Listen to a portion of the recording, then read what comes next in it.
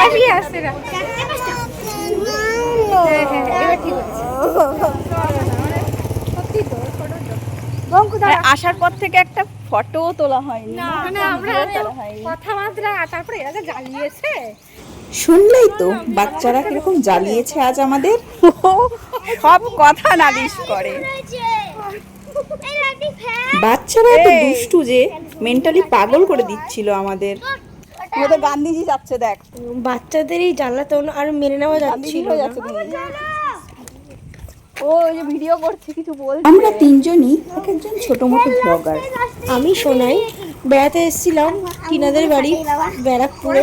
সোনাই এসেছিল আমাদের কোয়ার্টারে আর সঙ্গে এসেছিল বিনা, কিন্তু দুজনেই এসেছিল দুদিক থেকে। একজন এসেছিল কাঁচরাপাড়া থেকে আর একজন এসেছিল দমদম থেকে, আর আমি থাকি মাঝখানে ব্যারাকপুরে, তাই তিনজন একই সেন্টারে মিলিত হলাম। হঠাৎ করে প্ল্যান করলাম চল, সেই আমরা চাড্ডিওয়ালা দোস্ত ছোটবেলা থেকে একসঙ্গে জন্মেছি, প্রায় কয়েক মাসের কয়েক বছরের আগে পিছে করে। কবে যে চাড্ডি পরতে পরতে তার সঙ্গে জামা কাপড়ও পরা শুরু করে দিলাম বুঝতেই পারলাম না। অতএব আমরা বড় হয়ে গেলাম, কিন্তু বড় হওয়ার পরেও বুড়ো হওয়ার পথে অগ্রসর যে আমরা। হ্যাঁ ঠিকই বলেছিস, আমরা এখন বুড়ো হবার পথে।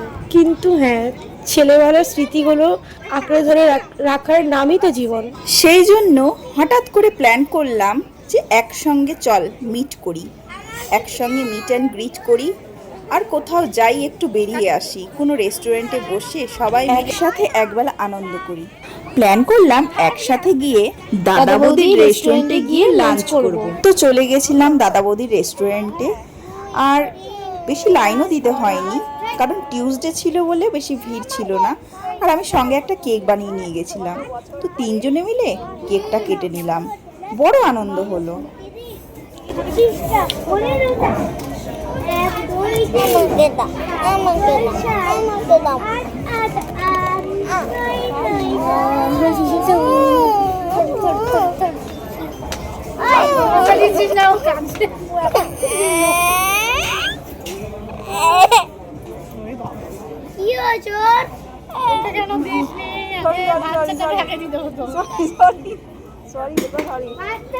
দেখতেই তো পারলে কিরকম আনন্দ করেছি।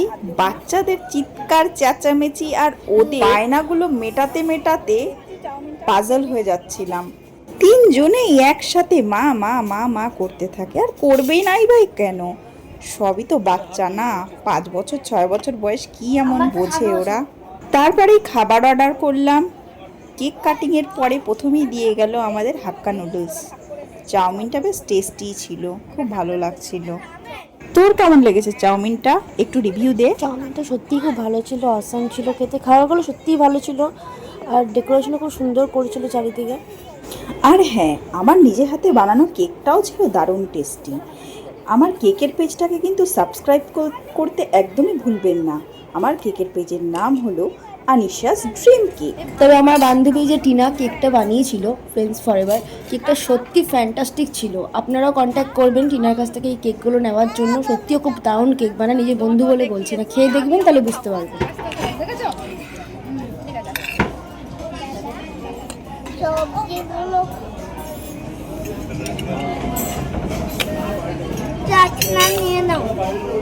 তারপরেই চলে আসলো দাদা বৌদি ফেমাস বিরিয়ানি।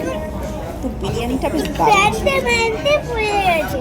ওটা ডিজাইন ভাই, না ডিজাইন ডিজাইন তোমাকে বুঝি না নেই। আমাকে টাকাতে বলে হ্যালো গাইস, ফটো তুলছি না ভিডিও, এই যে করছি তোকে নে। এই দাঁড়া মাটা বক বক করছে না। ওকে তো বঙ্গলা তো একটু বঙ্গলা না। বঙ্গলা তো বেবি ভিভো V50 ছিলাম। তো মাঝখানে আমি খাওয়া দাওয়ার সাথে একটু সেজে গুজে নিচ্ছিলাম, নিজেকে একটু মেকওভারের দিকেও নজর রাখছিলাম যে সুন্দর লাগছে কিনা আমাকে দেখতে। খেতে খেতে তো একটু সুন্দর লাগাটাও জরুরি, তাই না? সুন্দর লাগতে লাগতে তারপরে আমরা খাওয়া দাওয়া শেষ করে নিয়ে বাড়ির দিকে রওনা হলাম।